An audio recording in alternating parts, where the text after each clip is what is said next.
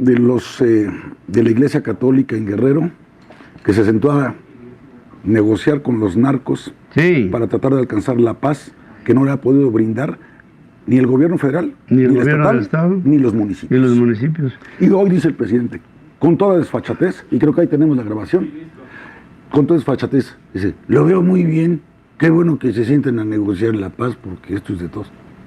Y tú, cabrón, o sea, es tu responsabilidad, la primaria, la más importante, la esencial, la elemental, la originaria de cualquier Estado, es garantizar la paz pública, la seguridad. Es el mandato más importante que tiene cualquier Estado.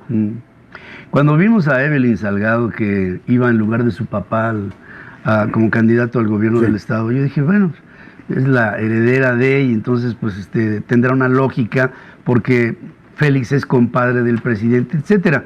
Pero después, indagándole tantito, pues Evelyn tuvo un hijo con el hijo del Abulón, un lugarteniente de Arturo Beltrán Leiva, que llegó a ser el rey de Acapulco, cuando el cártel de los Beltrán se enseñoreó ahí en Las Brisas, y desde ahí comandaba a todo Acapulco, y Félix Salgado le abrió la puerta, no solamente a Félix, al cártel de los Beltrán, sino que le abrió la puerta a todos, y entonces se convirtió, descrito por Arturo Beltrán, Acapulco en un infierno que hasta el momento permanece.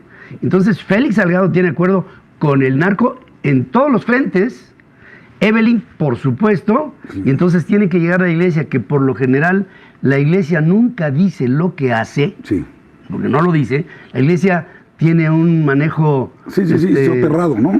Soterrado, en donde solamente se sienten sus efectos.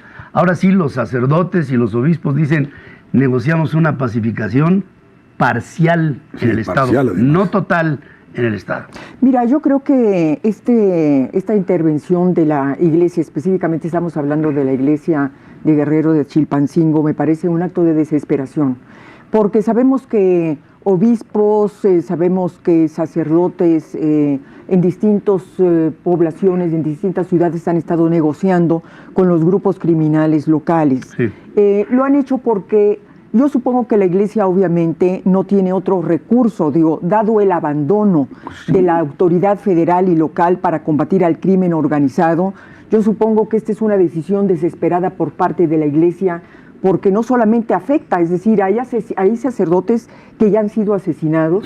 Bueno, recordamos el caso simple y sencillamente de la Sierra Tarahumara en Chihuahua, estos dos jesuitas que fueron asesinados, pero hay otros sacerdotes que han sido asesinados por el crimen organizado en distintos municipios y en distintos estados de la República. ¿Qué ha hecho la iglesia? Yo creo que esto es un acto de desesperación frente a este vacío impresionante institucional que han dejado las autoridades federales. Ahora, yo no creo, es decir, me parece que no podríamos decir en este caso, como sí lo podríamos decir en el caso federal, que hay una tolerancia y una connivencia con el crimen organizado, y hay una negociación y una pactada con el crimen organizado de tolerancia y de permisividad. Yo creo que en el caso de la Iglesia Católica es de alguna manera para proteger a su feligresía y para protegerse a ellos mismos. Pero como bien dices, Pedro, es decir, podríamos decir que en Guerrero, como en otros estados de la República, el gobierno federal ya entregó la plaza. Por supuesto. Y se la entregó al crimen organizado. En Guerrero ya no hay un gobierno institucional. Allí quienes gobiernan son los distintos cárteles, las distintas pandillas y los grupos delictivos que ahí están dominando. Pero a ver, pasemos a otra cosa. Hoy el presidente se queja todos los días porque ha dicho él mismo que no dejará pasar el hashtag que ya tiene una cantidad impresionante de vistas de narcopresidente. 15 días lleva. Pero hay que decir una cosa, es decir, ese hashtag narcopresidente no es gratuito y tampoco la autoría tampoco es de sus adversarios políticos.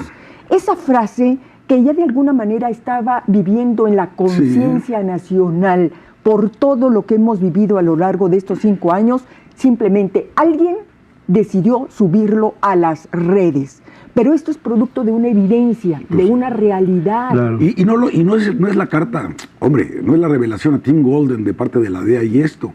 Son las evidencias que todos los días podemos ver y todos los homicidios dolosos y todas las desapariciones forzadas y tal, a manos del crimen organizado, con un gobierno totalmente ausente, irresponsable, incompetente e indolente. Sí. Entonces, claramente tienes a Salvador Rangel, que venía escuchándolo en una entrevista muy buena con Azucena Oresti esta mañana,